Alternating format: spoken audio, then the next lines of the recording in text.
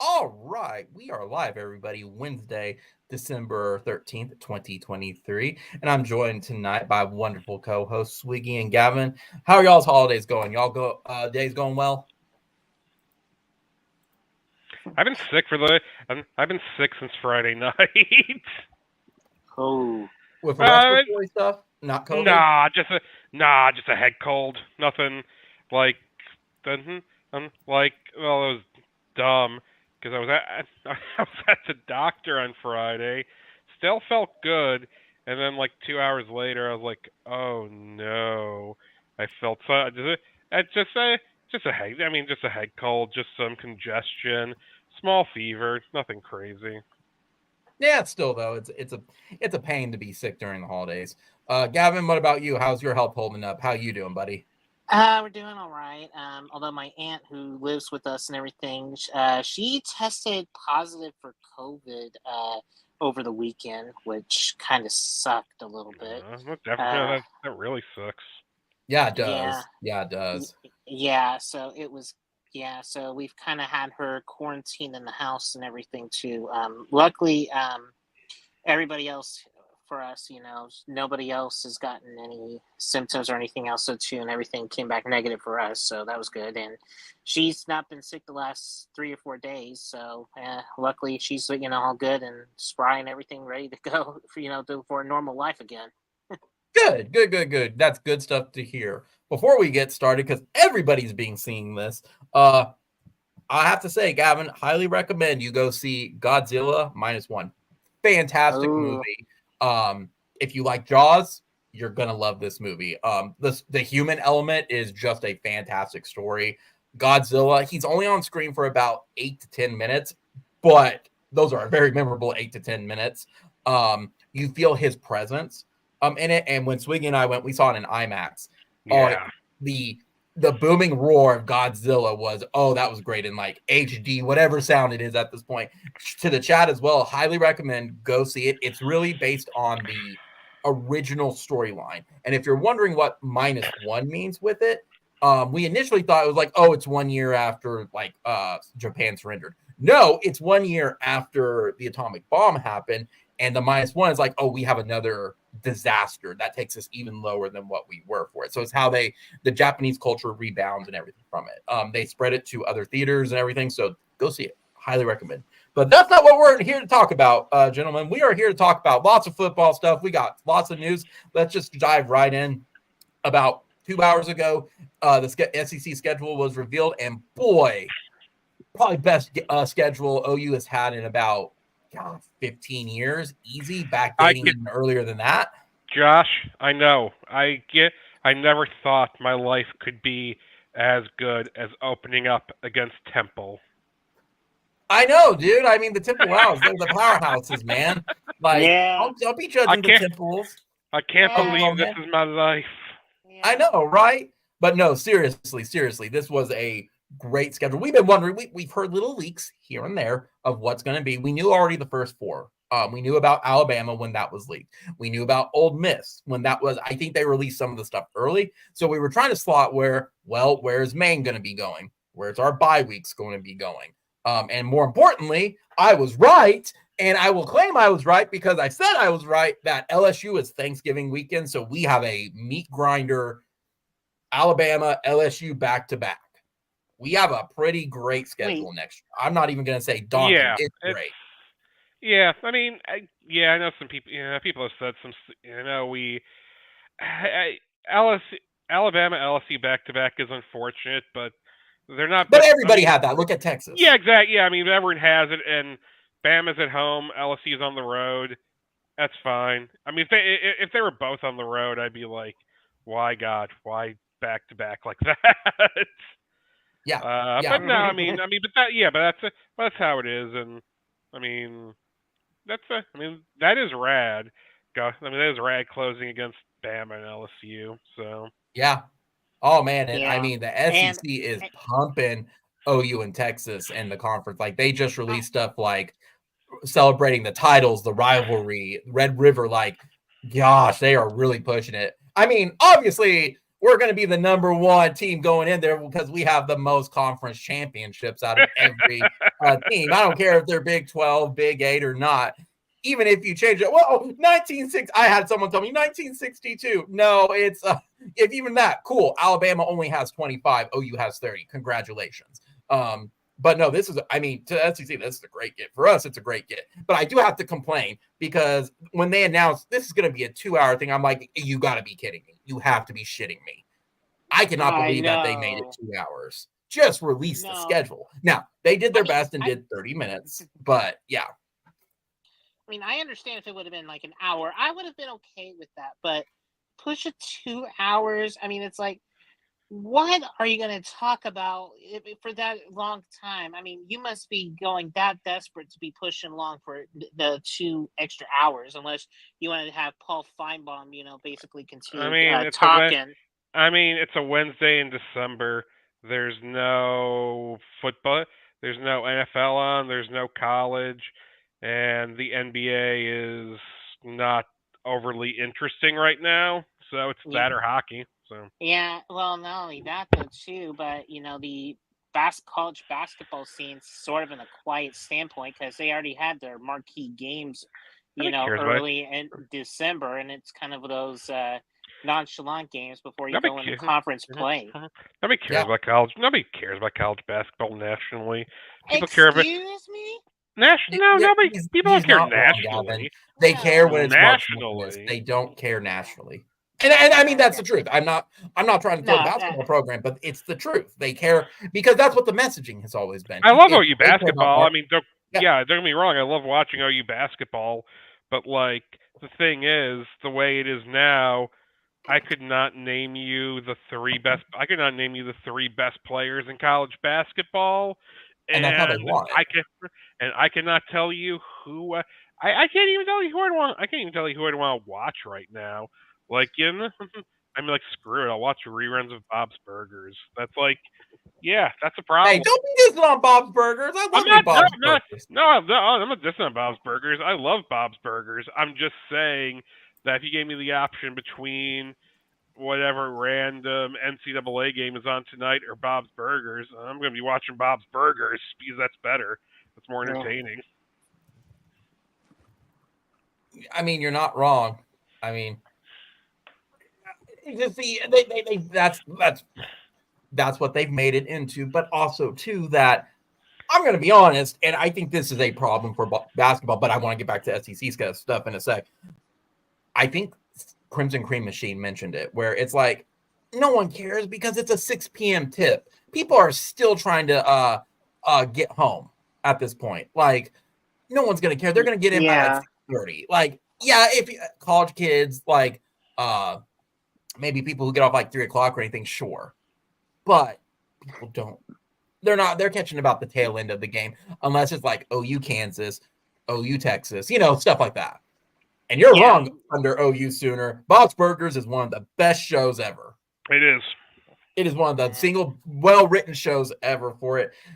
Just remember, Louise did absolutely nothing wrong. Right, Swiggy? Absolutely nothing wrong. She's not to blame. It's not her fault. Exactly. But that's a basketball. I mean, you don't want to get too off into anti-basketball tangents because I do like basketball. Basketball's problem is just the NBA and NCAA schools.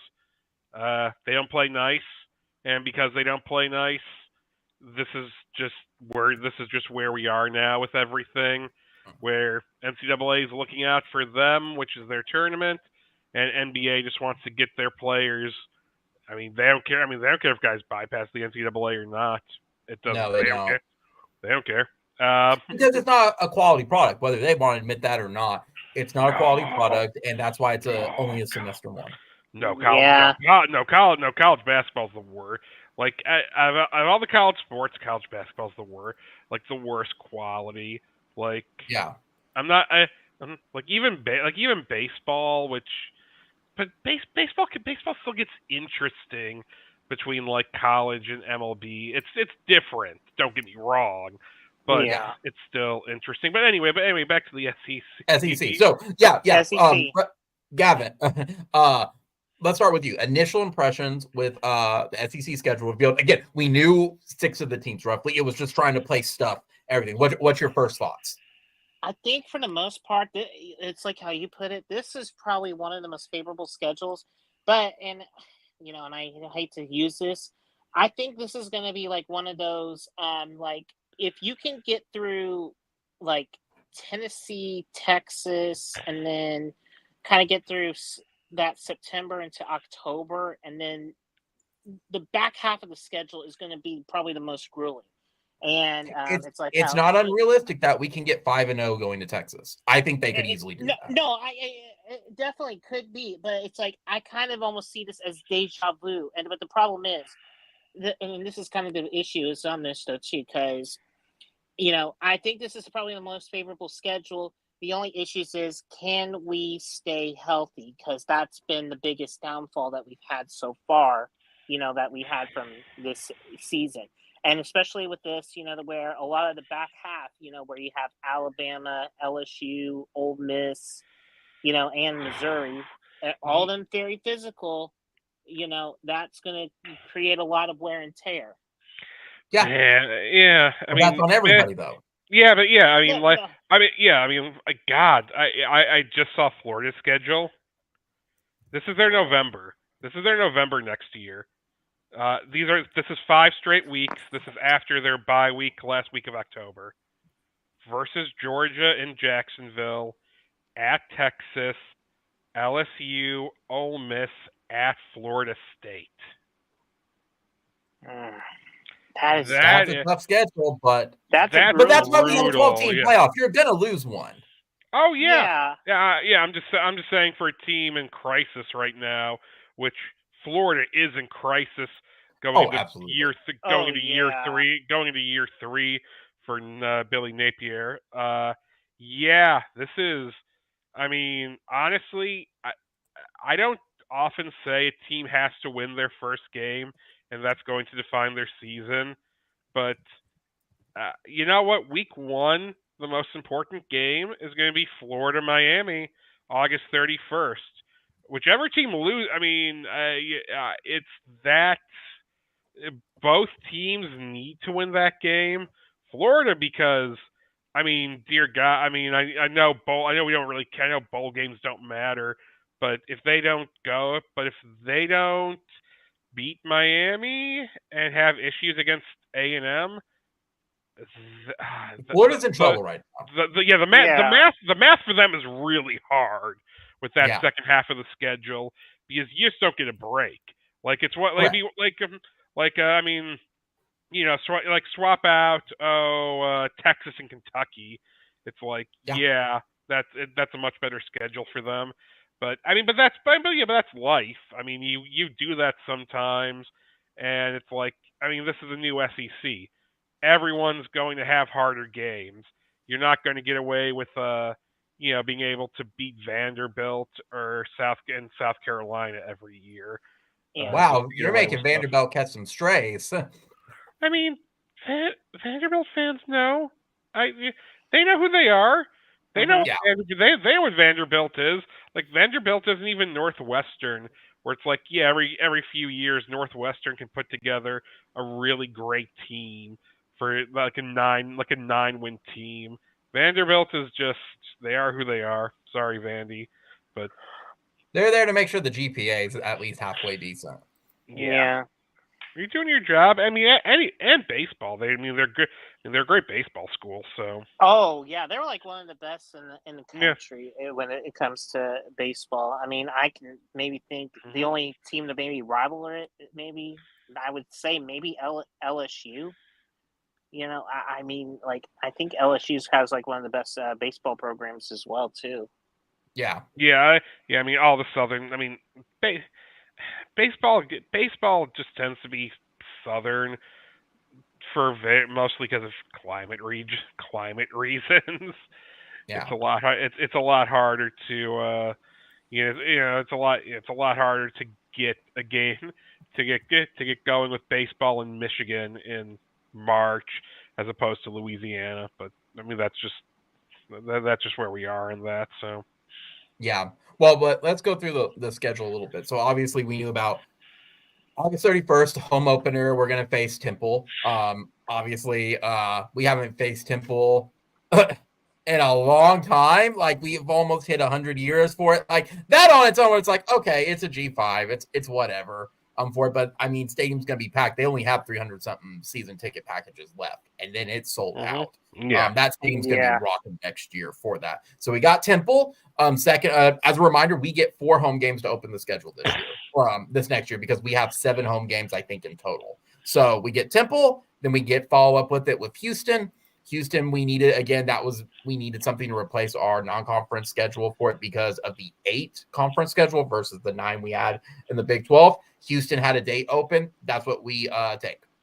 Houston's going to be potentially I'm not going to say cupcake. They're going to be manageable because they fired Dana. This is going to be first year and only second game. I think we'll be able to take care of business at home against Houston.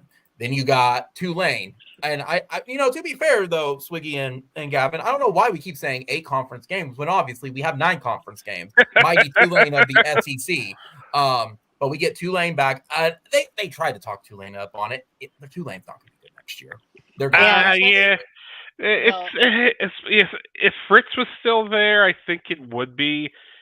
But it's very hard going from what they'll be tougher than I think we are because there'll probably still be enough continuity that you're just going with it.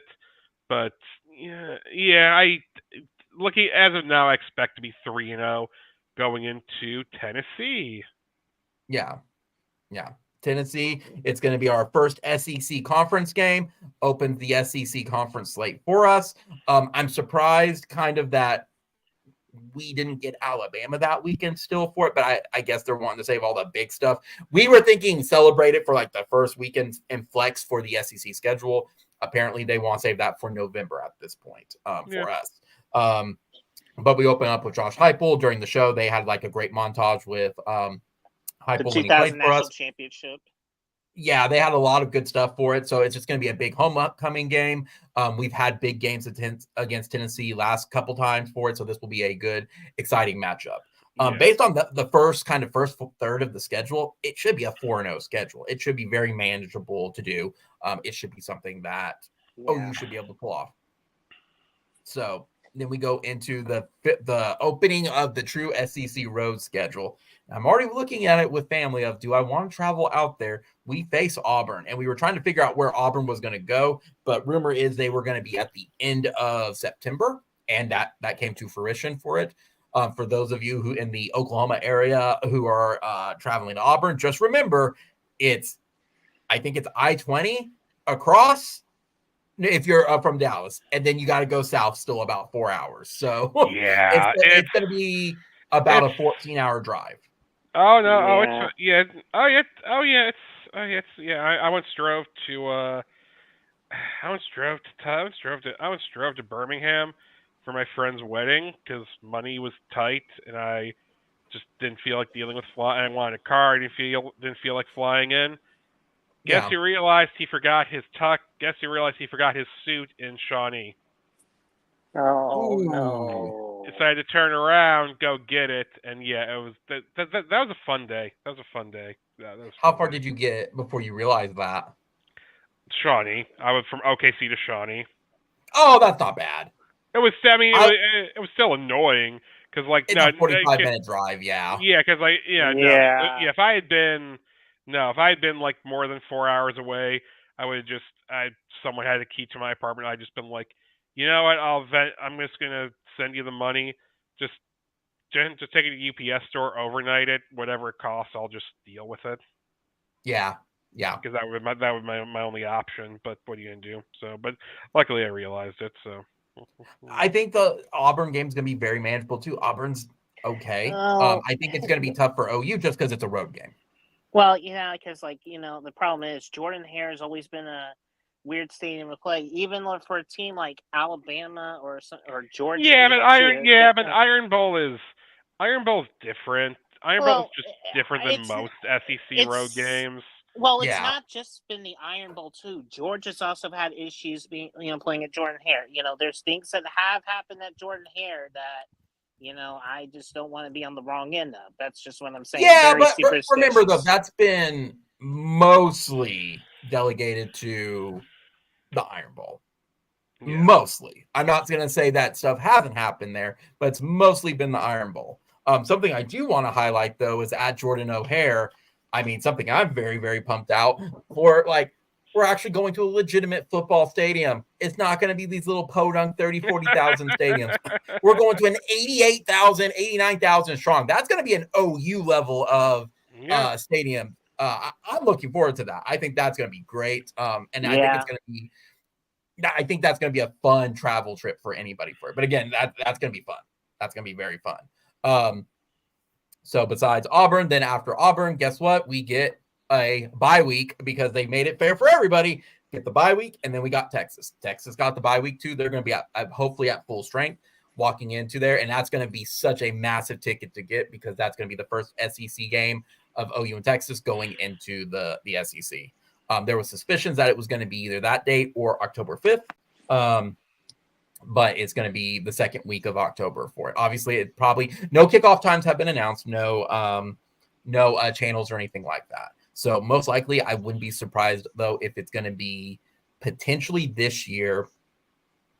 We'll go through the weeks and stuff as well for it. I will not be surprised if it's maybe an 11 a.m. kickoff. For it. Maybe 2:30 maybe 2:30 if they're wanting to throw a bone at for us with it, but I think I'm thinking more 11 a.m. for tradition.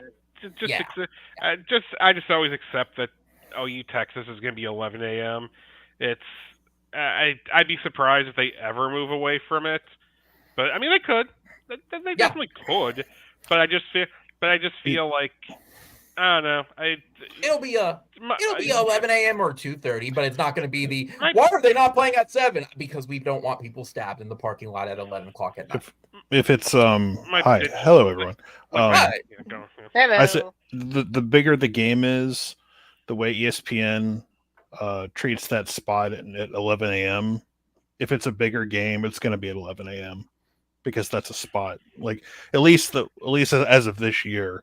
So that I don't know, that might change now that they own the entire SEC now, TV rights when it comes to that. But yeah, if OU Texas is seen as it's a good rivalry, but one of the teams is down, or both teams, that's usually when it gets bumped to 2:30 at that point. Yeah. So I always expect that game to be at 11. Yeah, I mean that's what I assumed. A lot of people thought the opposite. And sure, they'll throw a bone every so often, but my expectations always 11 a.m. is going to be it. I mean that's just how the SEC does work for that in that respect for it. I mean 2010 was a 2:30 kick, and that's because I think Texas did they have to push it? No, Texas was down a little bit. And, because after Colt McCoy, went down, it was just that was we thought, it's one down year for Texas. They'll bounce back. Well, no, it's going to be about a decade plus. We'll see if they come back. Yeah, Sean, with the first, we're going over the schedule a little bit. First impression from the schedule for you. Obviously, I know you like it. Well, early on, I was like, I wanted to wait and see how the back end was going to be. Is like if they book it a certain way, it's going to be really workable. But it's not now. So, I dare anyone to show me a more difficult back-to-back at the end of the season than Oklahoma has. And don't get me wrong. No, they have a back-to-back like that one.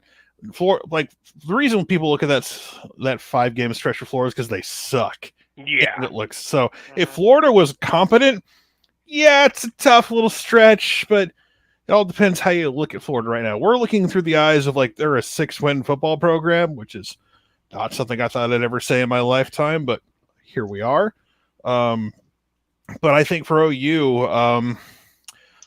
I think it's a very workable schedule up until the very end. I agree. If you're Oklahoma now, you got a lot of shit to fix in the offseason. I'm sure we'll get to that because of fucking bullshit that's gone on yesterday. Anyway, but if you can figure a way to navigate that and get to the end of the season, If you find a way to win one of those two, that's a successful year for Oklahoma. Yeah. Oh, I agree. Like winning both of those games, I'm gonna treat LSU like I treated TCU this past year. We're gonna know what LSU is by the time we get to the end of the season. You know what I mean? Yeah. So know what Alabama is by the end of the season. Well, I think we're gonna know what Alabama is regardless. They're Alabama. Miller Rose coming back, and yeah. Well, I mean, I don't. Milrose's not Sean that great. And feel free, anybody jump in too for it. I'm not surprised because that's what I've been told, by the way, for like weeks now. But are you surprised we're closing the season with LSU? Maybe a little bit. I thought we would get I thought they would just give us Missouri, try to, like I said, treat it like some sort of grown man play date. They're the Big 12, just like you. You should play at the end of the year. Apparently not.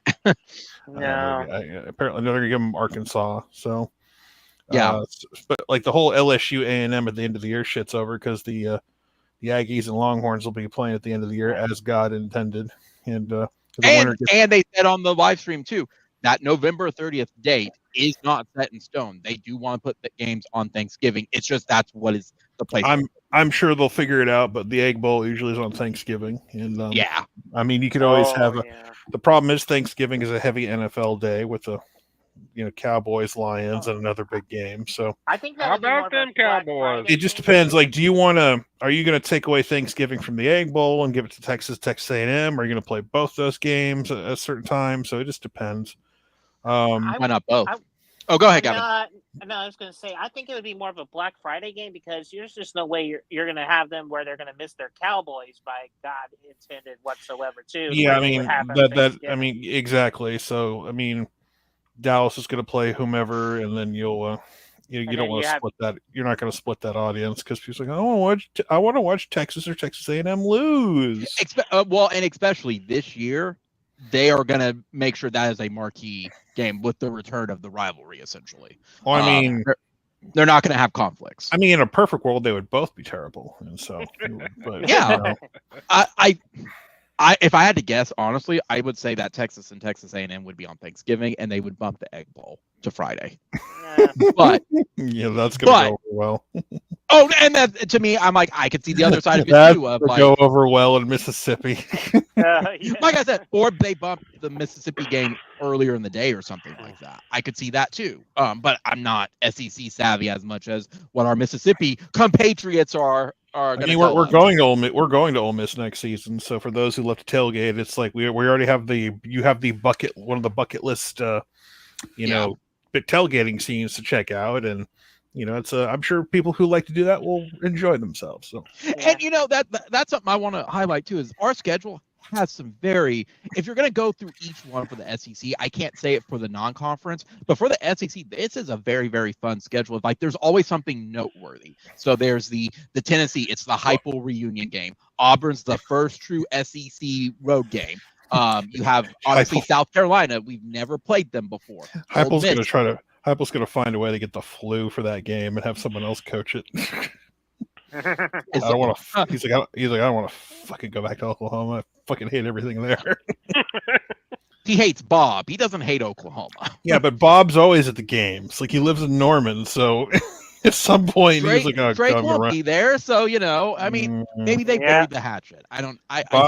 Bob's gonna be like Barry. He's gonna live in Norman. He goes all the games. So it's Yeah, but each one still they have a highlight. So like I said, then we have South Carolina for homecoming. We've never played South Carolina. I'm looking forward to that. That's homecoming? Yeah. That early? It's after Texas. You said Tennessee. It's always the game after. It's October 19th. Oh, I thought you said Tennessee for a second. No. South Carolina. Oh, okay. I was like, homecoming in September is a choice, but I was about to say, it's like, all right, but whatever. Yeah. Ole Miss, as we've mentioned before. We actually have a decent stretch of like mid-October to like mid-November is like, that's like a very workable stretch. Yeah.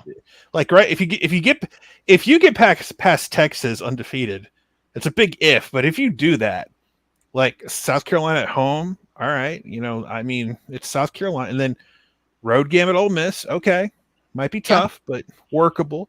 You get Maine, then you go to they're world beaters. Missouri. Don't judge Maine. They're the Black Bears. Then you go to Missouri, they'll have players, but is Drinkwitz going to pull back-to-back good years? Me in 2023, SEC scheduling a team like Maine that late in the season, cowardly. Why are you doing it? Pointless. Me in 2024. Oh, this is great. Well, they had to find somebody to play because of SEC. Yeah. They don't play non-conference games, so Yeah. they had to go get Houston and Maine. So And to be happy your you got credit, happy you got both of those or whatever. and to your credit, Sean, and you said it on your live stream, and I'm crediting it to you. It's okay to lose a game this year. People aren't going to be happy, but you're still going to get into the playoff. If you go 10 Whoa. 11-1, First of all, if you go 11-1, it's okay. First of all, as the great Nick Saban says, it's never okay to lose a game. Okay, Never fair. It's never okay to lose a game. Thank you, Nick Saban. My favorite. That's fair. Yeah. I need to grab that quote from my old soundboard. It's never okay to lose. But it's not But the level of backbreaking. competition, yeah.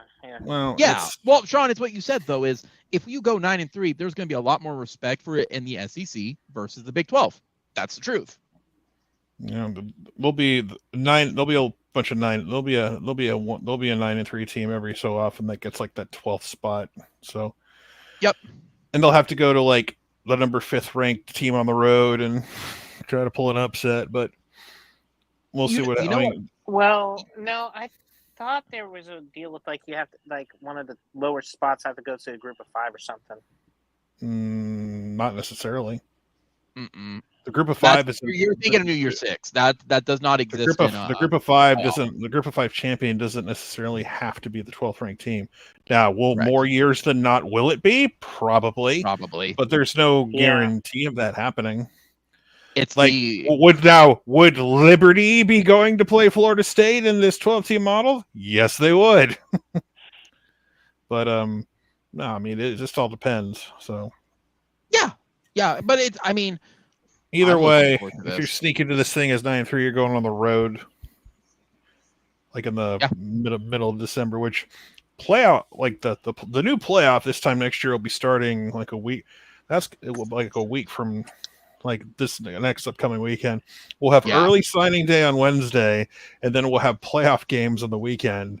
So and it's wild. Like we could host a playoff game, we might get a bye week for it. I have a sneaking suspicion early signing day is going to move or it's either going to move or get something because this shit's different now with the playoff expanding and everything. So. Yeah, coaches are going to love having to deal with signing day and getting ready for a big game. Well, Swiggy, if you based on the schedule we released and everything, what's your game you're most looking forward to? I mean, honestly, OU Bama. Yeah, biggest home game probably in 10 years.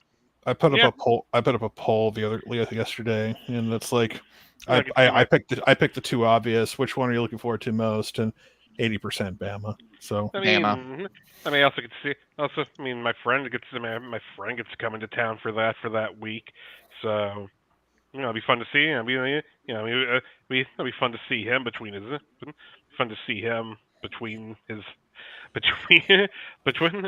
the pain in the ass writing is. But it's life. What, Gavin? Which game are you looking forward to? Is it Bama? I mean. Yeah, I will say my first game is actually Bama. Yeah. Yeah. Sean? Bama? South Carolina, without question. What the fuck are you all picking? No. The Maine Black Bears, of course. Yeah, of course. Absolutely. Of course it's Bama. But honestly, like if I think but Bama's easy. What going on the road to Death Valley last game of the regular season? Could you imagine if shit was actually on the line in that game? Potentially. Oh, yeah. You got to go. So that's the funny part. I'm going to dissent, and it may be because of Sugar Bowl influence. I'm looking forward to LSU because they can't escape us anymore. They can't keep postponing it. They have to play us now. I don't care if it's in Death Valley. They have to play us. Well, I mean, just there's no guarantee it's going to be at night. More than likely it will be. But it's, I look at that game and I'm like, Brian Kelly doesn't fucking scare me.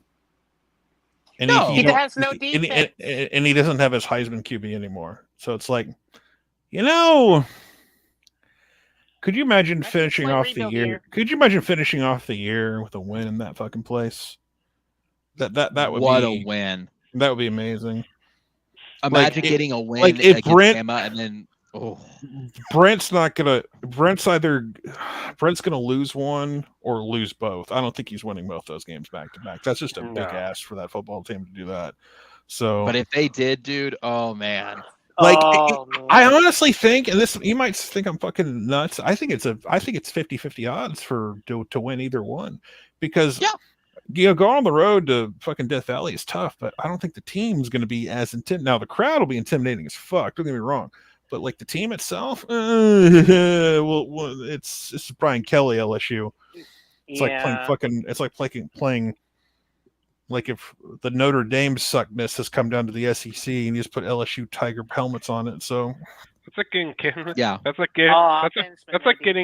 like getting authentic Cajun wings from Pizza Hut. Ew. Yeah, Oh, yeah. authentic. Tell me I'm wrong. Come on, come on. That's how authentic. That's how authentic his Cajun accent is. Well, we have to get through the end of the college football season first to see if Nick's going to stick around, because it's Nick Saban retiring rumor season once again. So that's Texas is going to hire him. Don't you know that? Well, not anymore. I mean, they have their guy. I mean, come on now. I mean, won the Big 12. I mean, I don't know. UT's down to only 2 quarterbacks now, so. You know, a lot of people go to college for 7 years. I know. They're called doctors. No, they're called Dylan Gabriel. Yeah. I will say I'm really hoping the reverse is going to be true, where it is home and home, and this isn't just a 1-year thing, and then they're just going to redo it all again. Because I would love to see LSU here next year. I mean, we'll see. I do think it'll be more than likely. I mean, I'm sure there'll be questions. This will be figured out at some point, but my educated guess is that it'll be a mirror schedule next year. They'll just flip. Like, we'll go to Neyland and Auburn will come here, and we'll go to Columbia and Ole Miss will come here, and so on and so on. And that'll be a great schedule for us, because we'll get Michigan in 2025 and LSU at home. Yeah, we'll get a shitty version of Michigan without Jim Harbaugh or any of his cheating scandals going on here. So yeah, we'll get a win over Michigan, because they'll be trash more than likely in a couple of years. But I mean, that's still good for our schedule, though. It's worth paying for the season tickets. It'll be a helmet game. Yeah, absolutely. Were you shocked at the beginning when they're like, we're going to take 2 hours to do this? Because I was going to. They were never going to take 2 hours. It's like, now the only thing they caught me off guard a little bit is like, okay, they're just going to go week to week instead of just doing team by team. I was like, okay, that's fine, I guess. So I was just they got that shit done in half an hour, and it's like, I'm proud of them for that. Like, I was losing my mind if they were going to come in and be like, all right, we're going to take 10 minutes on each team. Are you fucking insane?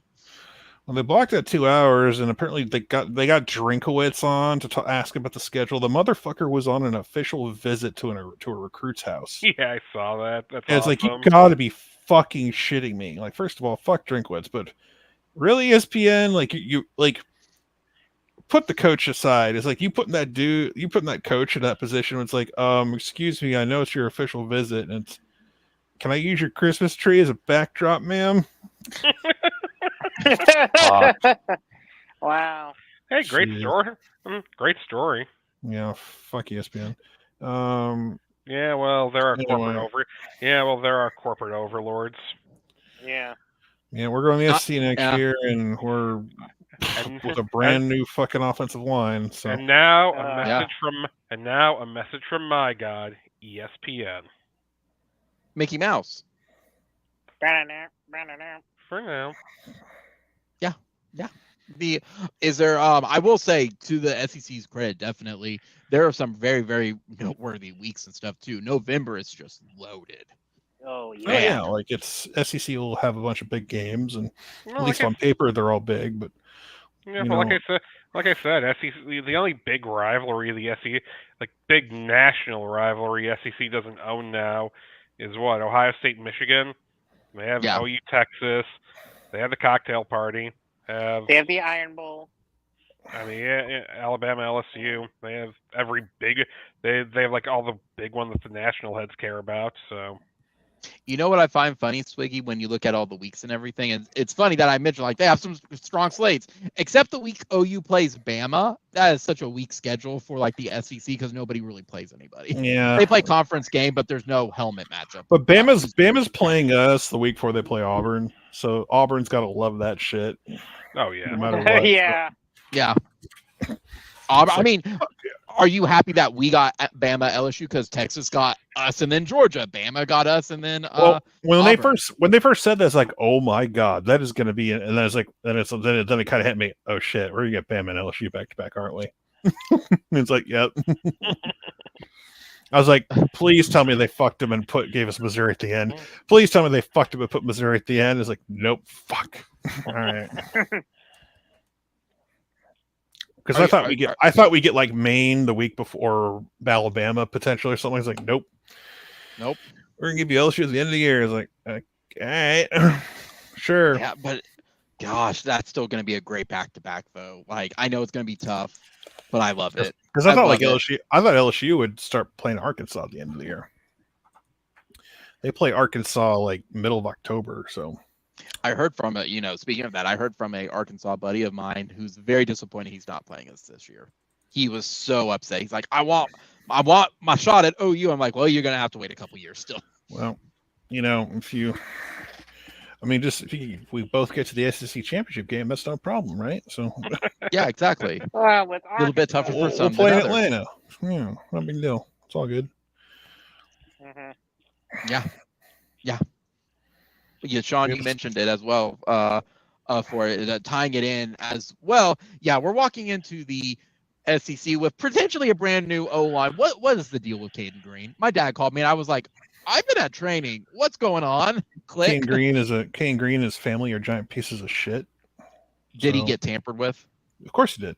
And his parents and his dad and his answer to he got basically he basically did not show up to practice the other day in Headington, packed up all his shit, got down to the bottom level, and someone said, "Hey man, what's going on?" He was like, and he says, "Talk to my dad."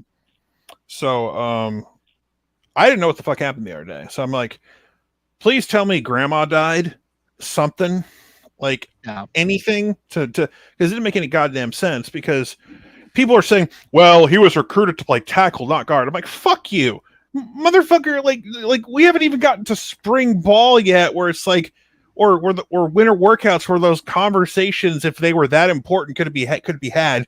This is the fucking problem I have with Caden Green. Nobody, you know why people were blindsided by this? Because he didn't fucking talk to anybody or say anything was up. Nothing was up. He got fucking bagged by somebody. Someone promised his dad big money, and his dad and his whole family can go fuck themselves, including Caden Green, because he's a giant pussy if he didn't want to do this for saying no to his parents. I don't rip on kids very often, but when it comes to shit like this, having fucking intestinal fortitude to be able to look eye to eye to someone and say, hey, someone's offering me all this money. I can't say no. I gotta go. I would at least respect that. Hell, fucking Caleb Williams had the fucking nutsack to do that. They at least sat down with Brent. We knew he was probably leaving. He at least fucking sat down and took a meeting. But this fucking little, if this is how you're gonna fucking operate, you're gonna be that fucking short-sighted, short-term college NIL money when, I don't know, the coach you're leaving has a record of putting guys in the league who aren't necessarily the top tier guys. Because you look at, listen, people are ripping Bill Beanbo for the wrong things. They're saying it's his fault that he's leaving. It's not his fault that he's fucking leaving. If you want to rip Bill for the O-line room being a little bit of shit right now, sure, go right ahead, be my guest. But here's my problem. It's like you look at the top tier guys he's recruited, it's like only one of them are going to go pro that are going to come out of OU. It's like Andrew Rame. It's Caden Green's gone. Fucking bunch of other guys that just like didn't. Bray Walker. He was a giant fucking bust because he's overweight and had 2 lead feet. Like all the guys he put in, like Orlando Brown, Creed Humphrey. Some of them were pretty or highly touted, like Rivals 250 guys or whatever, or top 300 guys, but they weren't like number 1, top 10 in the country 5 stars. It's like, so I have faith that Bill will find quote unquote Bill Beatenbow guys, because who the fuck was Tyler Guyton a couple years ago?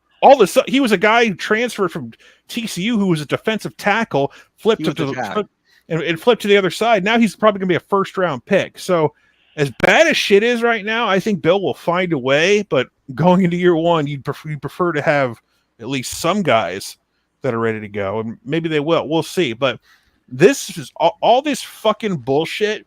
Like, if you're gonna leave. Have the fucking have the fucking balls to at least wait till all the people he would actually have to face. Brent wasn't there. Fucking Bill Beat, because guys were out recruiting. Half the coaching staff was there to run practice or whatever for the bowl game that probably nobody should be playing in. But anyway, it's just, I can handle the portal. I've said before, I fucking love the portal, because I'm not going to sit here and show the portal when we got 3 or 4 guys that are really going to help the team next year.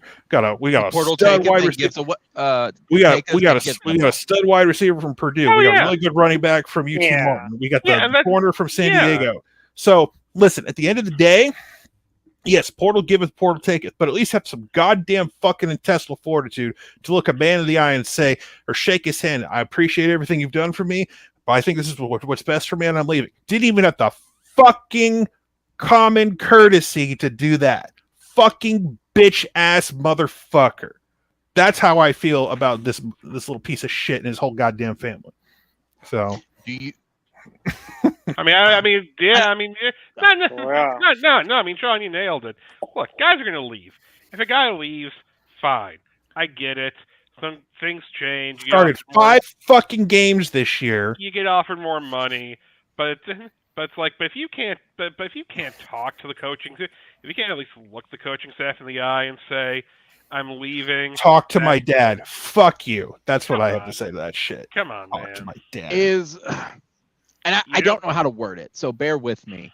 Is that something where it's just we're putting too much high of a bar for a kid who's 19 years old? I was 19. You know what I did when I was 19 years old? I was serving in the goddamn fucking army, and I had the fucking balls to say shit to a fucking, if I need to say something to, an NCO, commanding officer, my own goddamn fucking father. Josh, that's what the money is. And plus, Josh, look, he's an adult. He's over 18. That's what the money's for. Here's the thing: if you're old enough to take that NIL money, if you're old enough to make that NIL money, that's fair. That's fair. You gotta at least go to him and say, you gotta at least go to the coaching staff and say, I'm leaving. Listen. I don't want to think y'all to think I've given him a pass. I'm not. It was just I'm not saying you are, but here's the thing: that whole the whole days of these are kids, that shit's over. Yeah. They're kids. No, that shit ended a couple years ago. We're done with the kids thing. They're kids. No, fuck that. Fuck it all. That shit is out the window. I expect better right now. It's like the Tristan Lee situation a few years back at fucking Clemson. The motherfucker and his entire family, he privately signed early with Clemson, allowed multiple schools to still recruit him, which could have potentially been a fucking hornet's nest of recruiting violations for multiple programs. Fucking over OU, LSU, a bunch of other schools that are trying to get. It's already signed a letter of intent with Clemson. So again, it's another fucking. He's in the fucking Tristan Lee club as far as I'm concerned. Fuck you. Do you think he's coming back, or is he gone? No, fuck him. I don't want him to fucking come back anyway. Because you know what? You know what happens? If he comes back, we'll have to deal with this shit again, probably. Gotcha. I don't want someone. I wasn't thinking of that. You're right. I don't want someone who I have to give the side eye every few. It's like, hey, is your dad worried about you're not getting paid enough? And listen, people try to pull the NIL game. The reason he's leaving for NIL is people are overpaying for a fucking freshman offensive lineman. Yeah. That's what's going on here. There are people out there who are willing to drop checks for. I mean, they did that with the return on investment Fix and is all not that. there. I mean, I mean, to me, that's just the nature of. This is why OU backed out of that Williams-Nwaneri race, because they wanted Heisman quarterback level money. Yeah. I think Williams-Nwaneri is going to be a nice little college player. Is he guaranteed to be that great? Probably not. If you said this kid is going to be in Dominican fucking Sue his senior year at Nebraska for 4 years straight, yeah, I'll sign the fucking check myself. But God fucking damn. Like the market needs, like, either one or two things needs to happen. There needs to be rule changes, and the people want rule changes, but at the point, the market at some point will self-correct, because this shit is getting out of control with some of the fucking money being dropped for guys who are not going to live up to the ROI. The return on investment is not going to happen. And if for some reason he don't work out and he fails wherever he goes, whether it's Missouri or Oregon, I will laugh my fucking ass off at that shit. Yeah. I will laugh my fucking ass off. Congratulations, kid. You left a coach who's putting in multiple guys to the pros, and you're begging not to be an undrafted free agent on day fucking 3. So, I mean, right now the NIL is just basically kind of a wild, wild west and everything right now. And I knew that, but I know, but there's like, if anything, there's just no regulations at it right now. And of course, let's face it, the NCAA is not going to really do. Their hands are tied. There's nothing they can do. Well, no, the NCAA is dead. Exactly. So it's like like that. Gavin, it's just like that court ruling right now, where it's 14 days of like multi-transfer fee for all at the moment. Well, that's mostly only going to affect. That's really going to only help out right. basketball players right now more than anything. But still, it's just the fact that there's a reason the new NCAA president is saying, "Hey, I have this idea. Let's make a new division, and for Division I, for all of the big schools who got all the money." Because he still wants them to be. They don't want to lose out on that money. Well, they don't want to lose the fucking NCAA tournament with all those teams that they give a shit about who drive the ratings. So that's right. I didn't think about that. Wichita State and Loyola are great and all, but they want North Carolina, Duke, Kansas, Kentucky, and UCLA and all Indiana. They want the teams, the brands you've heard of before, to be in the thing. So right, and that makes sense. I didn't think about that. For it, but you can hold the tournament if you want to, but it's not going to have all those teams you give a shit about. People call me crazy for it, but I don't crazy. think I'm wrong. Well, thank you. Crazy. Thank you, Gavin. Do you want to pile on as well? You're not crazy. Yay, 50%. I think if they don't fix it, it's getting to the point where it's going to get the IRS and Congress attention, and I think that's. Are you kidding? The state of Florida is trying to do something about Florida State getting left out of the fucking playoff and wasting their goddamn time and resources on that shit. I don't think they're wasting their time in the sense that Florida State's not going to get in regardless. I do think, though, making it a public vote, they are accomplishing something from it that's going to benefit in the long run for it. And I think that's what they're pushing for. People want Congress to fix all their problems when it comes to sports issues. Well, Congress doesn't know the left from the right, essentially, but I think it's getting there where it's going to get attention, and they don't want them to get involved. Like, fix it themselves. But the problem is, I think it's starting to get too big for them not to take notice. They're not going to do anything. I mean, do you think they might have a chance if they do it? Remember when Congress got mad about Utah not getting a chance at the BCS? Remember they were going to do something? Yeah, I don't think that's where I'm going with it. I'm thinking more of like. But I've seen this movie before, is what I'm saying, and it's like no. And I'm not shit. I'm not thinking about it of they didn't get in, whatever. I'm thinking more of they're losing out on their cash cow. They're losing out on some of the piece of the pie, and I think I could see them wanting some money from that. Not necessarily like the Florida State. That's a guys. That's well, the NCAA isn't going to have a fucking. They're not going to have a. If all the big schools want to have their own private treehouse club, there's nothing the NCAA can do about it. No. Because like if like 50 or 60 schools like go join arm in arm and say fuck you, and they'll do it. Now, what the big hurdle is to get that wonderful tax-free status the NCAA has. See, that's the key thing, and that's what the president can offer. It's like, hey guys, I'll offer you that special club. I'll build that special treehouse club myself, and you get to keep the status, and you'll get to make all your own rules. Please let us keep the NCAA basketball tournament with your teams. And you know what? They'll fucking do it. I guarantee you.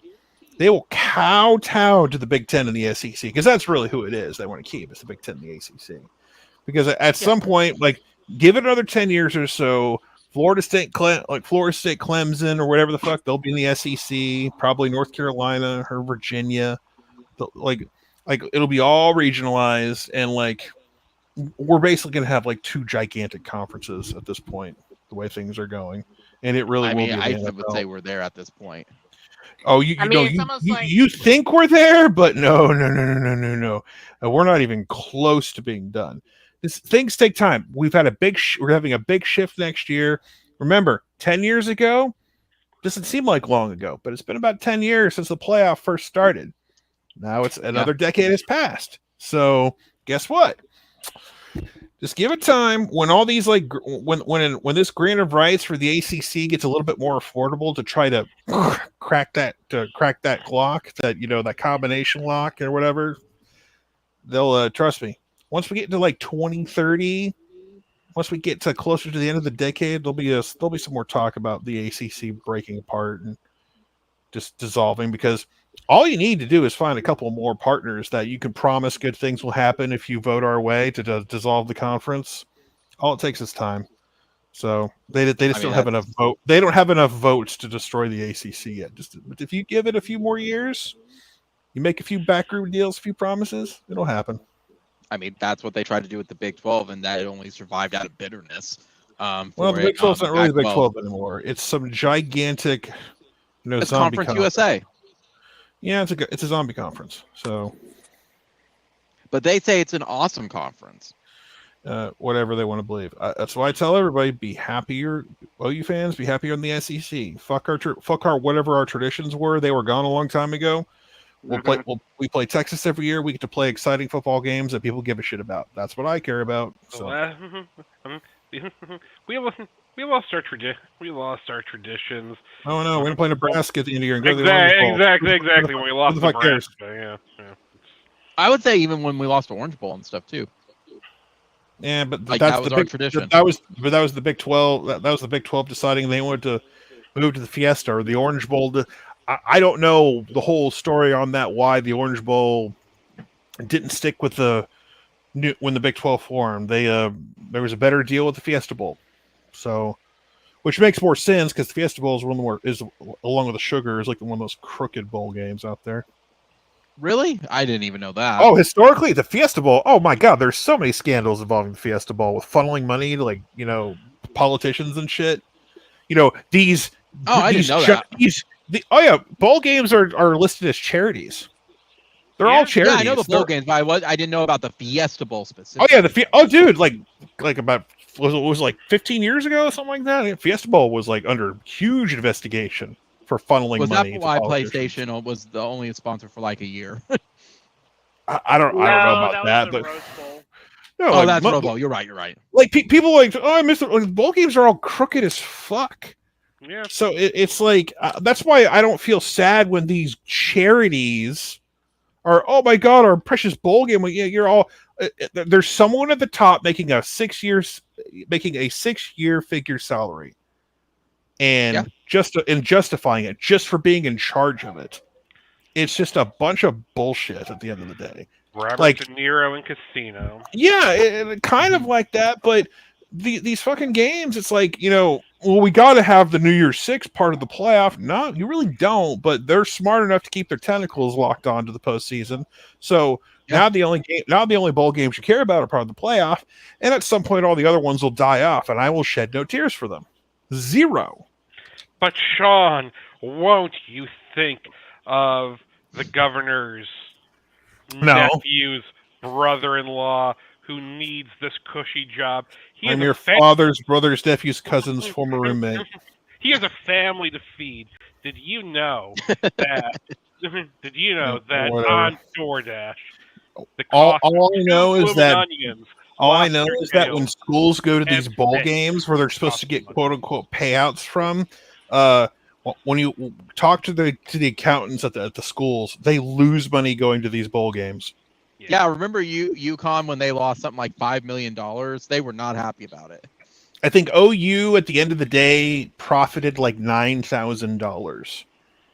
Yeah, They made like at the end of the day they made $9,000, which is amazing because OU was one of the few teams to make a net profit for going to the Fiesta Bowl and beating shitty UConn. So it's like they find ways to save money, go to these things, but whatever. I mean, when people want to have attachments to shit that's like decades old at this point, it's like I've moved on. Like we'll go play the Orange Bowl, and it will have a name that people have meaning, whatever. Fine, whatever. People just like the memory of being out of school and all these games being on TV and getting drunk at 2:00 in the afternoon. And you can still do that in the 12-team playoff. You can do it multiple times if your team's good enough. Yeah. So yeah, I'm going to be more blunt. It's the teams that want to inflate there's a sense of self-importance. You can do blunts too, depending on the. You can do blunts too, depending on the state you're in. Mostly for medical purposes.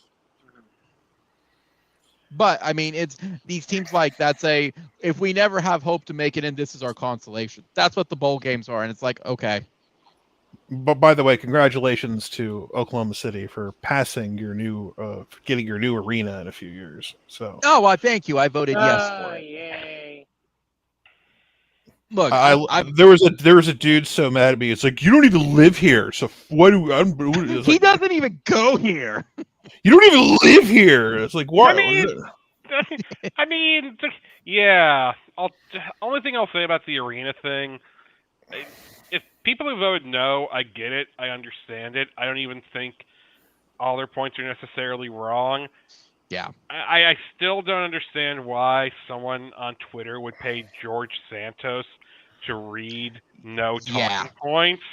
Yeah. Like, I honestly think that entire account is just someone who's. By the way, the one thing you get Congress to agree on, both sides kicked that motherfucker out. That's how bad it was. Wow. For what? You got the fucking Dems and Republicans to agree on one thing: kick this motherfucker out. He has no business being and that's here. To me, and Sean, Gavin, I've talked at lengths with Swiggy about it. My heart was with no, because I think they are 100% right. I could not vote no because I thought they had a shitty messaging. I thought they had no vision. When you look at all the details, all the bullet points, everything, and I went to their town halls. I was on this for 2 months to be like, I want to be informed. This is going to be a big decision for the city. I asked them, okay, let's say stuff happens. Let's say it is a no vote. What is the backup plan? When their backup plan is we don't have a plan, it's a no and we wash our hands of it. That's bad. You're going to lose your team. Yeah. I said, I don't think they realize, and I don't think it was the final deal, but a gut tells me it was the final deal, but whatever, doesn't matter, it passed. Kansas City wanted that team. Yeah, I don't think they would have gone to LA. Speaking of which, I was in the same fucking boat like 20 years ago. Yeah. Because guess who was threatening to go to Kansas City 20 years ago? The Orlando Magic. Yeah. And it came that close where back when I watched PTI, you know how they do have their final segments with small little stories? Happy Trails, Orlando Magic. It looks like you're not going to get a new arena and you'll be on your way to Kansas City. And I was fucking crestfallen over that shit. Yeah.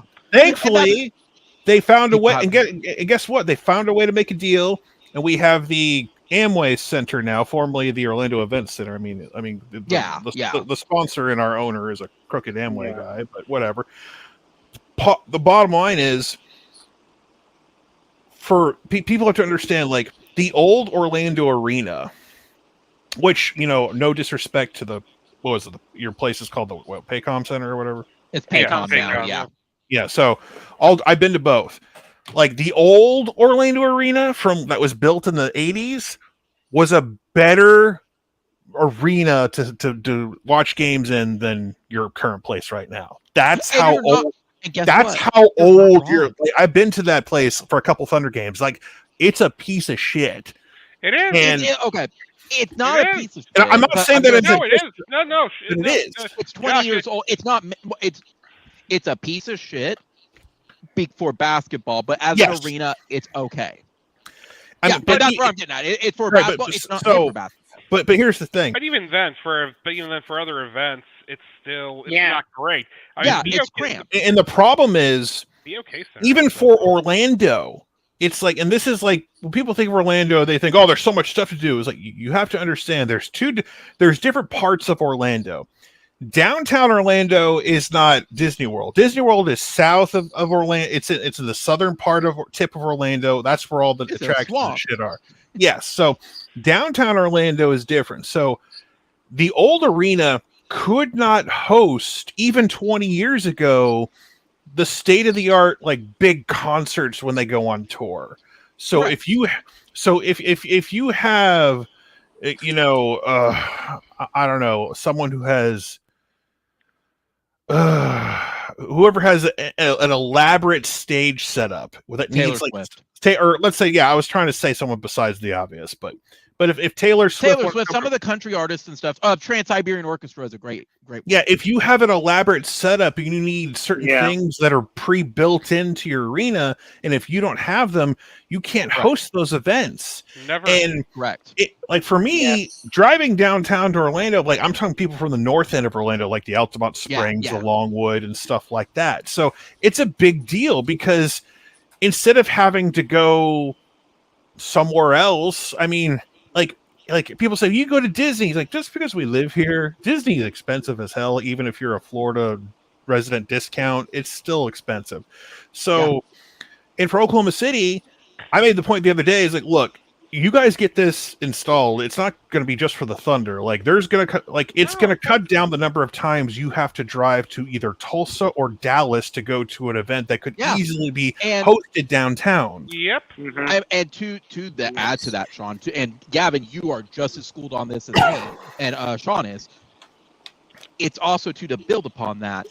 It's a lot harder, as you said, Sean, to move like the Thunder, basically the basketball court, to make it a concert thing. But it's also too, this Paycom building was built in the early 2000s. That was before the cable to HD switch. There was a lot of outdated tech in there. Yeah. Couple that with ADA stuff, it's cheaper in the long run to build a stadium. Yeah, like it's the same thing. Like the old Orlando Arena was built in the mid 80s. Here, like the thing, it was built as a state-of-the-art version of like, you know, it was the tail end of those type of arenas. It was like it was like one of the last ones. So the mindset back then, all of the luxury boxes were at the tippy top. For now, if you're for basketball, you don't want to be at the tippy top. You want to be in those club seats in the middle that are separated, and that's what they did for the Magic. So you have these exclusive club seats that are like right in the middle of the lower level and the upper level. So you have your own special little area with a lot of places to stretch out and, you know, relax. And so those are really coveted areas to watch a basketball game because you have all this kind of like a little open space to move around as opposed to being way up in a crow's nest trying to watch a game in a luxury box. So it's a big deal. And to your point, Sean, with it, they basically said unless you're pretty much the exception to the rule, and that's Madison Square Garden, you have to update. And that's what, to me, the Noes did not understand that's the cost of having a pro team. Yeah, can we all agree? Yeah, it sucks that the normal taxpayer is going to be paying. No, don't get me wrong. I think at the end of the day, you all it was a terrible deal. Yeah, because people misunderstand. They think, oh, I'm saying it's worth the money or this, and I didn't say that at all. What I'm saying is, it's like y'all, if y'all have the like, I hate to play this card, but it's like you can hold a city like Oklahoma City hostage a lot easier than because they have no leverage. You're 100% right. It's like with San Diego and the Chargers. It's like you can't really do that. I mean, you can take away the Chargers in San Diego, it's gonna suck, but you live in fucking San Diego. It's not. Yeah. You know what I mean? Correct. It's Correct. It's Correct. It's I I mean, I have no problem saying like I think the mayor could have gotten a better deal because I think they threw that number out there and he was like, okay, and they're like, oh, okay. I mean, Maybe there was a backup deal, but I agree. Yeah, I think everybody has universally said this deal sucked. Go ahead, Swiggy. I keep like interrupting. you wrap it up. You basically wrap it up in this penny tax thing, and it doesn't sound as big. So yeah, a few things go up in price across the state or whatever, and it's like you don't think twice. It's just Oklahoma City. I mean, or just Oklahoma City. I mean, how did Potawatomi County get a vote then? There's land that goes in there. All 2 votes. Okay. I was about to say, because like that's fucking Shawn. Like, when I think Potawatomi, I think Shawnee, and that's like a good 30 miles east. So Cleveland, Canadian, Potawatomi, and one other county, I think, have Oklahoma City, but Oklahoma City has like 500 freaking square miles. It's 2 votes out of Potawatomi County, and they were both no. I've said it since the start of it. It's like, I don't know. You need if you want an arena to do stuff in, you're gonna have to upgrade. You have to. Your choice is gonna be. It's gonna be awesome when you get this arena. Are we gonna pay? I mean, my thing is, at the end of the day, your choice is this: Are we gonna burn $300 million trying to upgrade Paycom just for 10 years from now to say, oh, we need a big new one anyway? Or are we just going to do it now? And I'd rather just. And this, Swiggy, I want to add this in too, because I feel like I haven't heard this part a lot until now. Until like roughly yesterday. It was almost even my epiphany for it. It's yes. Does the city know they're probably not going to get an economic benefit for it? Absolutely. Like anyone with common sense will say that. However, it's the reputation that goes with it, because Oklahoma City can say, we're like a Milwaukee. We have a basketball team. We're not Des Moines and we're not Omaha. We're Milwaukee, at least in a reputation. Well, it gets you more confidence for building. It gets you closer to It gets you closer to something like a Nashville potentially. You know what I mean? Yeah, that's a great example. Yeah, that's an even better. Closer to that, and it gives you an identity. I was gonna say Memphis, but that works too. Yeah, Nashville's a great one. Right, but you know what? Like stuff like I know WWE comes up once in a while, but they're probably gonna show up a lot more often that you have state of the art arena. Yeah, and that's because they do big bombastic things with their stages and whatnot, so that's a big deal too. And it has a following, absolutely. And you know, that's the thing. I said, okay, guys, I'm gonna be honest. When I asked this question to the nose, I could not get this answer, and they could not wrap their brain around it. Of okay, well, let's say a no does happen. Let's just throw it out there. Let's say the Thunder aren't going to contribute, but they are going to contribute. I said, okay, no. Let's say no. What will happen if the Thunder say they leave? Because LOL, we messed up is not going to hack it at all. And anybody who entertained that, they were stupid on it. Well, you don't have to make a YouTube documentary called "Save Our Thunder" and then, well, we could have saved the team, but we voted against it. Yeah, and I will be out up front. The 71-29 blew me away. I thought it was going to be a lot closer. And I didn't. No, people like the Thunder. People want the Thunder, and the thing is, even just looking around, I know the no's can say, "Oh, well, we were outspent on advertising or anything." But here's the thing: that's an excuse, though. But that's my point. I don't care if sometimes when you're outspent, it's not because you're getting bullied. It's because your position is not popular. And that's basically where their position was. The no was not a popular position. It definitely was among certain people. I'm not going to say that. And like I said, I mean, I've said they've had points. If you voted no, I don't think you were wrong. I don't necessarily think you were wrong. You're not. With it. You're not looking at the entire picture. Yeah.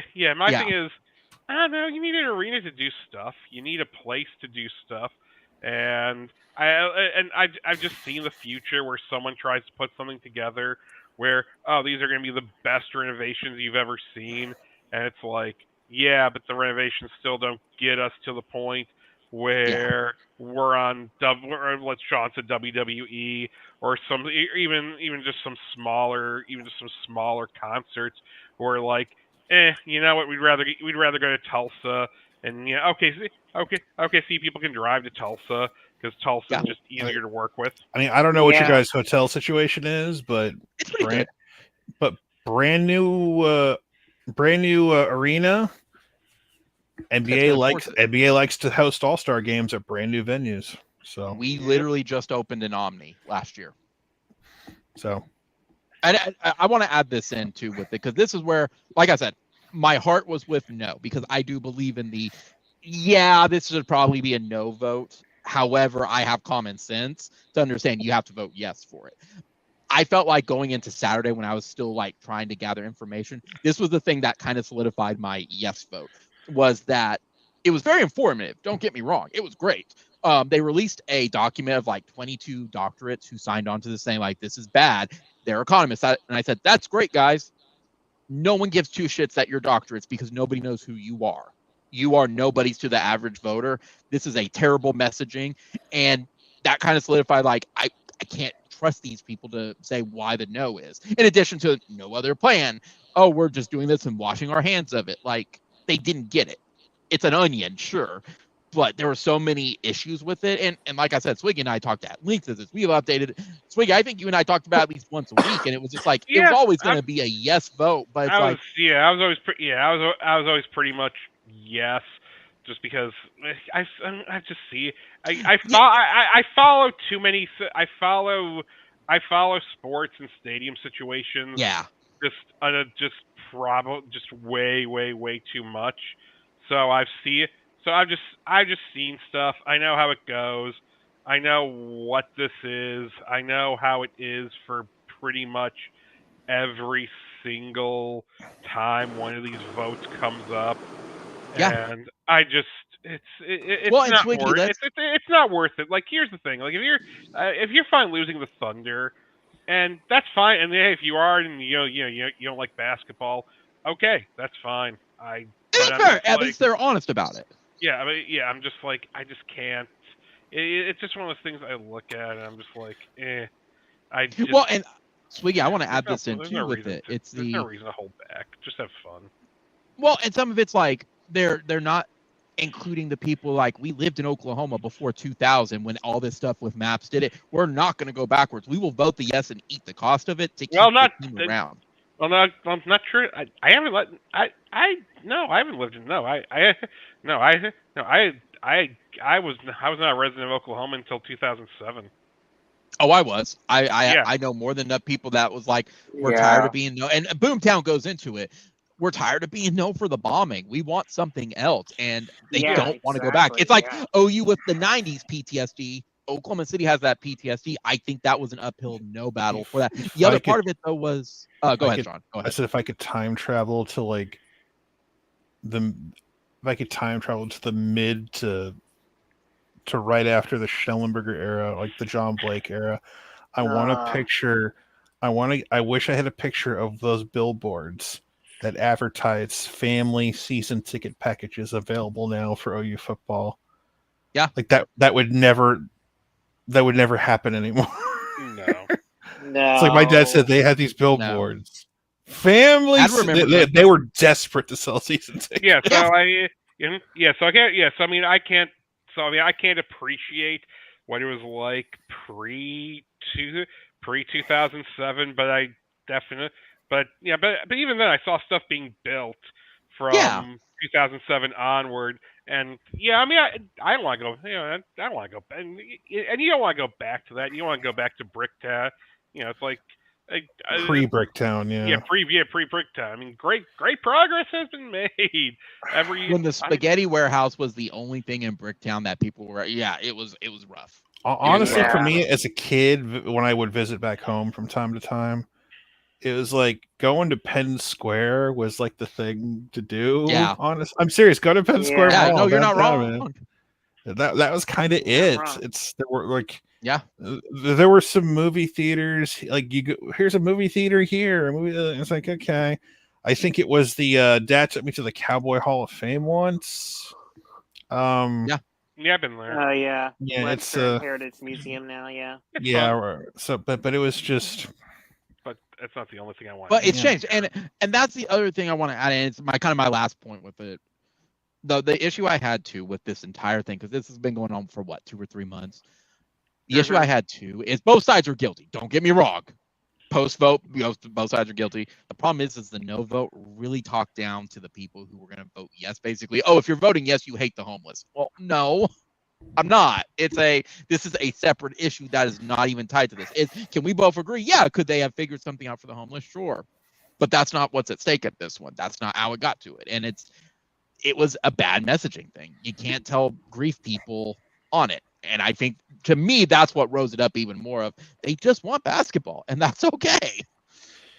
And it's amazing. You go back to like, I mean, it's a horrible situation, but the one, you go back to the domino effect, the reason we have the Thunder, and it's kind of dark reason why, but it's because of Katrina.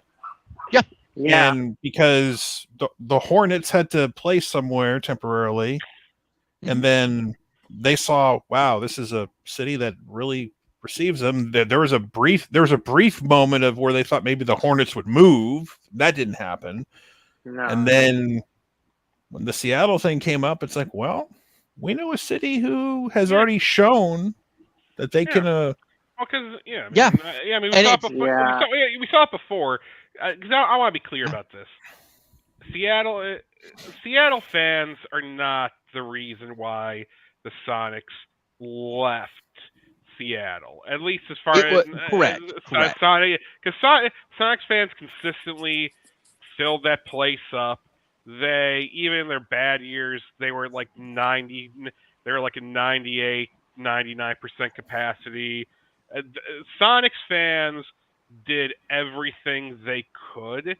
Unfortunately for them, they had an unsupportive city government, and and given how Seattle just is, it was just unsupportive overall to a new arena. Well, at the end of the day, they cared more about the Seahawks. Yeah. I mean, they got them in the stadium. So and the Mariners, because the Mariners had just gotten a new stadium too.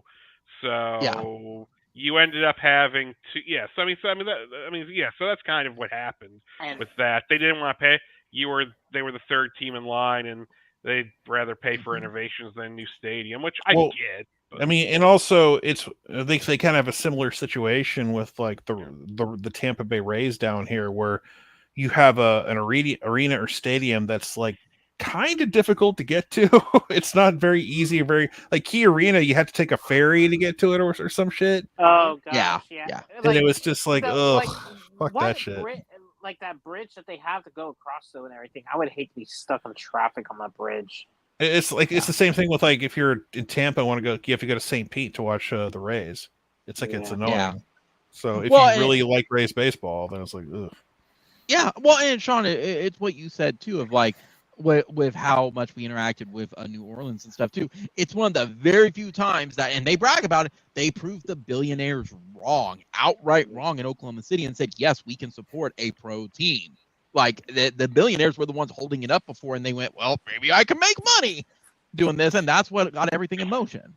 I forgot what Katrina, I said. Sure. It's like I talked to my dad about this like way back when, and like he would talk about how like the Hornets team, when they would be interviewed, they said, man, these people in Oklahoma are super passionate at games. They're just like they're the more like Ivan's like, and it would just be just a regular season game.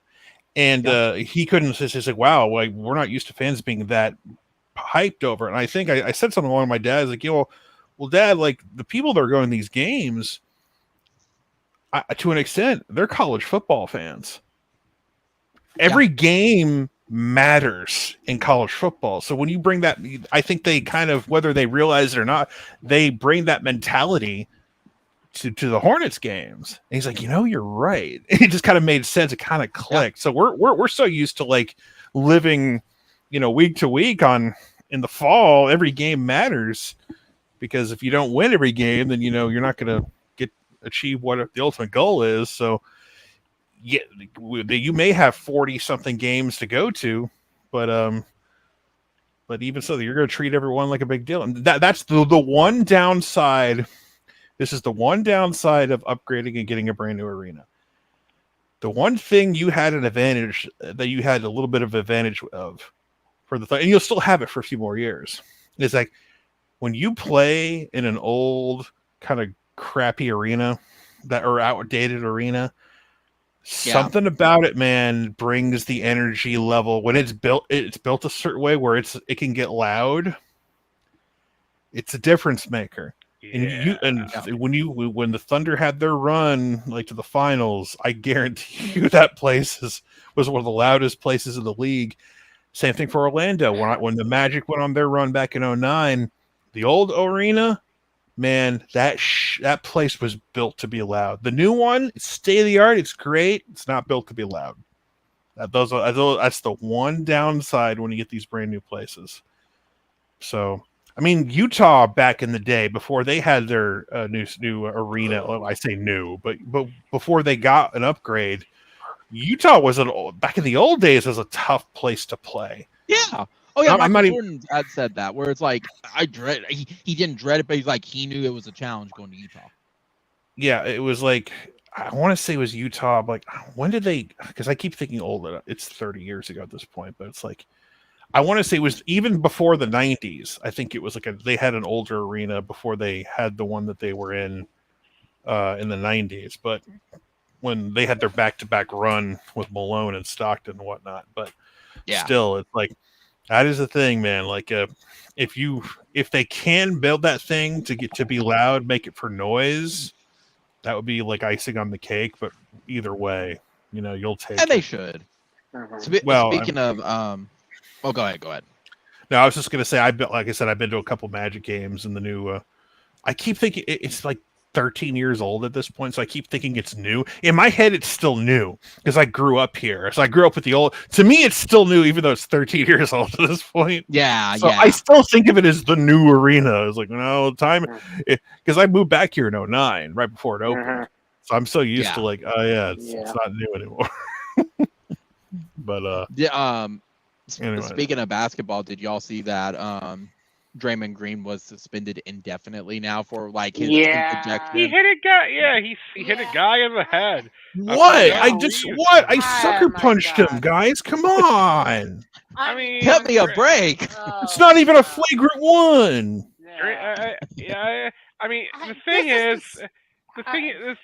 about Draymond, and I always hate when people bring this up in the finals against the Cavs. People are like, oh, he was suspended for for hitting LeBron. It's like, no, he was suspended because he hit like 4 other guys first, and it was only a game. Like, he deserved it. No one at the end of a game told you to grab a guy and body slam him to the ground and pick up a flagrant 2 at the end of a game. Full disclosure, I love Draymond Green. I love that he's such a piece of shit, like bad guy villain. Oh my gosh. I love that. I love that he exists. But okay, so but he's a dick. Oh, well, absolutely. Yeah. So here's the thing. Okay, and think about this. And they did this pulling up and everything. You want to know how many times in the last 25 plus seasons or so that, however long Draymond Green has been in, how many times he's been ejected from the games? It's 10, isn't it? No, more than that. Like 7. Oh, so you're not including the suspension then? Okay. No. 20 or 30, easy. Actually, 19. Actually. I said 17. You want to know who has more ejections than Draymond Green? LeBron. No. I'm just surprised. No one? No, there's actually someone that got more ejections. It was Rasheed Wallace. Rasheed. That totally makes sense. Yeah. Yeah, but you want to know? I was picking LeBron because, like, who's been in the league forever? LeBron. Yeah. No. LeBron. Yeah, and okay, I know Rasheed's retired and all that, granted too, but Rasheed got ejected 25 times. Mm-hmm. And it was like, and you want to know what Rasheed's ejections were mostly? It was mostly talking to the officials. That's kind of what was so crazy. You know, Draymond's ejections have been always been so, you know. Draymond would hit basically- people in the Draymond Green hits people in the fucking nuts. Yeah. Exactly. So like, Yeah. I'm like at this point to where it's like, Yeah. I mean, I'm sorry, but Draymond. definite suspension. You know, it's got. At what point is had it to be like you done. need to be kicked out for a season? He's a street Yeah. baller, man. That's I mean, he's- yeah, I Drake- laughed at his interview where he's like, I just don't know what happened, guys. Like when I'm on the court, just I'm a different person. I'm like, so you're a werewolf. Cool. Like Oh yeah. good for the clarification. I just somehow would love to have Jack Nicklaus play his anger management character for Jack Adam Nicholson. Sandler. Jack Nicholson. Sorry. Jack Nicklaus is a former golfer. Good Jack Nicholson. I got my Nicholsons and Nichols mixed up, so bear with me here. But like Jack Nicholson, and just basically go ahead and just play this anger management character and have it go to towards Draymond. That's what I would love to see more than anything. And then have him sing, "I feel so pretty, oh so pretty." If you get that reference, you know. Yeah.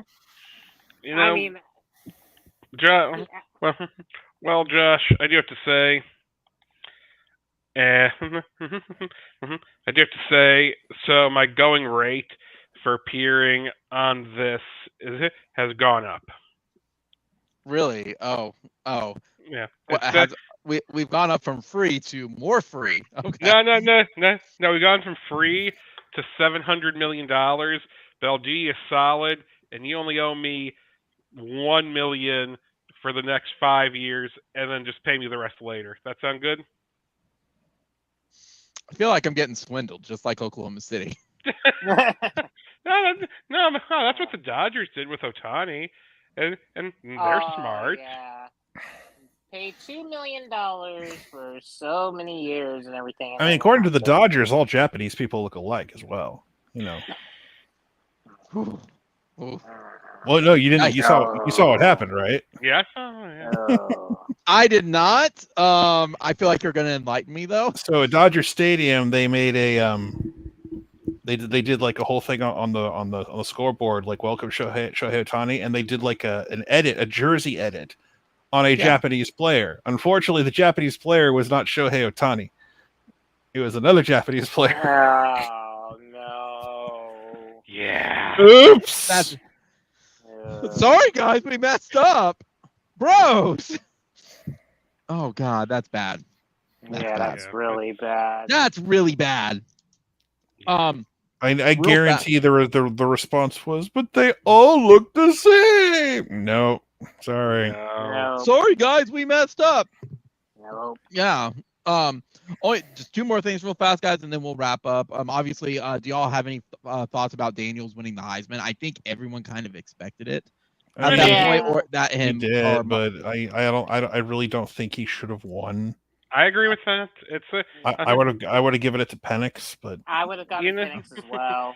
We used to be a true society in which you had to win your biggest games to win what's supposed to be the biggest award. I mean, like But RG3 had a moment where he won a big game.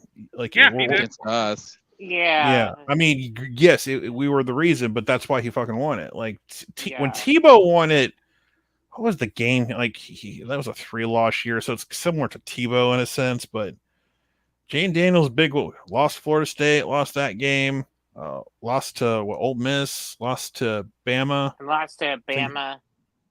I think that was it. But I mean, I know, you can, and again, I get that's more the defense than him, but like, sure, I mean, he won the Heisman stat award basically. So Yeah. it's I mean, and I get it too, because without him, LSU would have probably been a 5-7 team easy this year.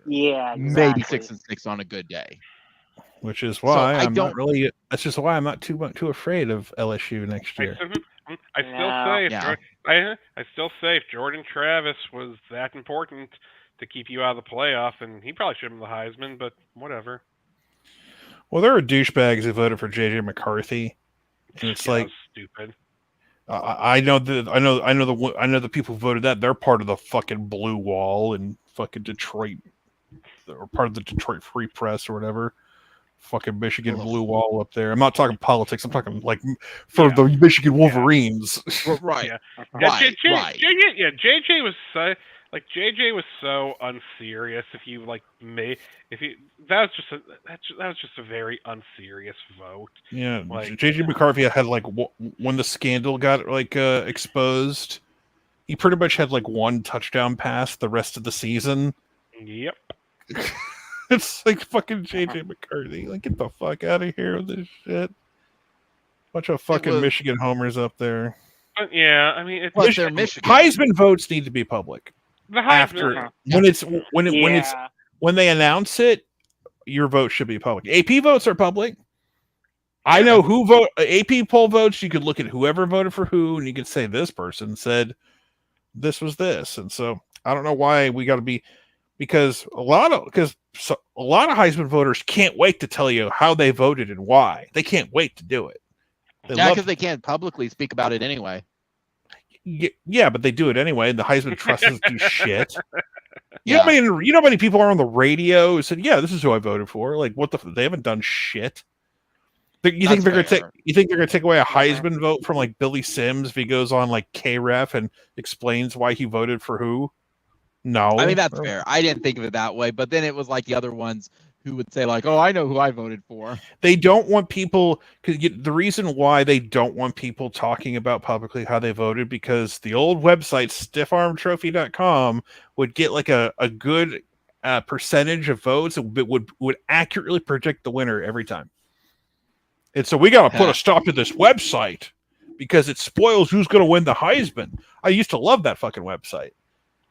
It's just like, you knew who was the last one? Was it Baker? No, it was probably before that. I'm trying to think who was the last one we knew. God, probably Derrick Henry. Yeah. I'd have to go back and look up that. But yeah, stiffarmtrophy.com would like every public Heisman vote, they would calculate it so we have enough votes to properly predict who's going to win the Heisman. Yeah. 100% predict every time. And now they make you wait in a full hour for the whopping 2 minutes. I don't mind that because you don't have to watch the hour. Just wait till the end of the show and watch it then. Yeah. I mean, that's fair, it's not like you're there in person. Yeah. I love the Heisman. So I love fucking Heisman Trophy. It's like I do. Yeah, I do too. Oklahoma. We kind of make a big deal with the Heisman Trophy. You know? I understand. Yeah, I just feel it. I feel like Daniels is such a. I just feel like Daniels is just one of those. I'm fine with it. I am fine with it as long as it's not an Ohio State, Notre Dame, or USC. I don't want to say easy, but I don't know. I don't know. It's just one of those ones where it's As long as USC, Ohio State, or Notre Dame don't win, I'm cool. Yeah, I'm very cool with it. We gotta keep the record for it. Well, we're tied. We're technically still tied with SC and Notre Dame and Ohio State. So. Yeah, USC technically, if you look at Reggie Bush, they have the most. Yes, you should. Yes, you should count Reggie Bush. No, I don't. Fuck him. No, come on. That's it. Oh, fuck him. Come on, Reggie. Fuck him. Bush. I respect it. To be fair, Swiggy, like if they upheld it, I think they would have switched it and let Reggie keep it, but OJ would have lost his a long time ago. True. That if I'm a USC fan, so you allowed a double murderer allegedly to keep his trophy. He keeps his name on the award and everything. I don't think he has his Heisman anymore. I think someone has the OJ Heisman. Someone does have it. OJ doesn't get invited to New York every year to be part of like the big event. It's kind of awkward. They don't invite OJ Simpson for some reason. Well, I don't know because he's couldn't still guess on probation and all that and everything too. So yeah. I do laugh when I see Eric Crouch some years. It's like, hey, it's Eric Crouch. It's like, yeah, he shows up to stuff. Cool. Eric Crouch is invited every year and he goes like, hey everyone, it's Eric Crouch. It's like, hi, I'm Eric Crouch. I mean, I'd show up. Remember when Nebraska was elite? Hi everyone. Oh, that cuts him deep. Yeah. Remember when the option could still win you a national title? Hey! The only other thing I had, by the way, before we wrap up is I know everybody's happy about it, and I think it was Saturday where they said he changed his mind, but Stutsman coming back, that's a huge deal going into the SEC next year. Billy Bowman's going to be back with us as well. Yeah. Defense is the side we're not worried about. Obviously, it's the offense side, but still Well, getting Stutsman back is a big we still need D linemen, so we're not there yet. Like we're gonna have like it's a lot to ask if this. It's a lot to ask the incoming freshmen, who I think will all be potentially really good, to step up year one. That's a big ask. Maybe David Stone. I'm not like we're not. Thankfully, almost everybody we need to be there early is going to be an early enrollee. For the most part, we got like 21 guys, including a kicker. Thank fucking Christ. So, guys, we need to go. We need to get 3, if not 4, offensive linemen in the portal. And Yeah. I hate to break the bad news. You ain't getting the quality you want from those 3 or 4. So No. you might get lucky post spring for the 2 weeks the portal is open and get someone there. You never know. It's possible. Weirder shit has happened. I mean, look at us. So can some coach have a massive scandal that makes people leave? wait 5 minutes. It'll happen. Just don't get. Yeah. Hey, Brian Kelly gets a hold of a scissor lift, and on a windy day, you never know what might happen. Oh God! Oh my God. It's fair. Did you know Brian happened. Kelly murdered a kid on a Yeah, he scissor did. lift? Yeah, he 100% did. Yeah, he did. I talk about it all the time.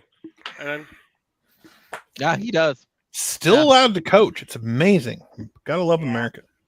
as long as you win, you can Hey, you can keep on. Remember when the kid tweeted, "I'm really scared"? Pretty damning evidence right there. I mean, he didn't get money to get his parents a house. I mean, that's what it comes down to. He went to Notre Dame. His family had plenty of money to start with. Yeah. I mean, I'm just saying. It's Notre Yeah. Dame. But I don't know. Well, I tend to hold grudges against head coaches who kill people. That's just me. Yeah, I mean that's a pretty good bar, you know. Guys, I want to thank y'all for joining tonight. Definitely an exciting time with the SEC schedule. Be able for anybody who's gonna go to the away games or try to make it to some. Hey, now we actually can plan stuff, not 6 months before. Everybody be sure to comment, rate, subscribe, like, hit the bell. When we go live. Watch the old videos. Again, spread the word around. I want the channel to grow. Next week we're gonna try to review the team.